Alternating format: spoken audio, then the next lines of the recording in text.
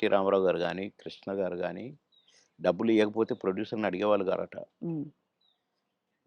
కృష్ణ గారికి ఒకసారి bad period వచ్చిందట.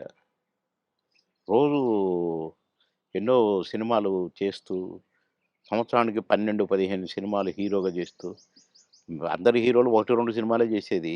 ఈయన 12 సినిమాలు, 15 సినిమాలు చేసేవాడు కృష్ణ గారు. హ్మ్. అలాంటోడు అంటే డబ్బులు అడగడట. ఇస్తేనే తీసుకుంటాడట. అలాంటి ఆయనకు సినిమాలు లేకుండా అయినాయి. హ్మ్. అలాంటాయన ఆగిపోయిన సినిమాల ప్రొడ్యూసర్‌ల కాడికి పోయి, ఎందుకు ఆగిపోయిందని తెలుసుకొని, ఎంతైతే స్టార్ట్ అయ్యిద్దని తెలుసుకొని డబ్బులిచ్చి, నేనిస్తాను నేను తీస్తా మిగతా సినిమా అని తీసి పెట్టేవాడంట. హ్మ్.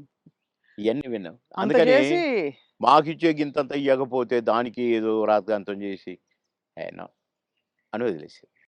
అసలు మీ ప్రయాణంలో మీరు కలిసిన దిగ్గజాలు, ఆ వ్యక్తులు ఇప్పుడు మిస్ అవుతారు కదా సార్ మీరు చాలా. అంటే ఇప్పుడు ఒక్కసారి కళ్ళ ముందు కాలం మారిపోయింది. కనపడట్లే అలాంటోళ్ళు. అదే కాలం మారింది తెలుస్తోంది. అంటే కలికాలం అంటారు గదా! అయ్యయ్యయ్యో! కొట్టొచ్చినట్టు కనపడుతుంది.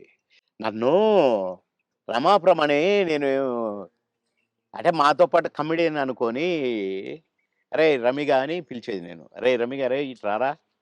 ఎవడురా నువ్వు" అని పిలిచేది నేను.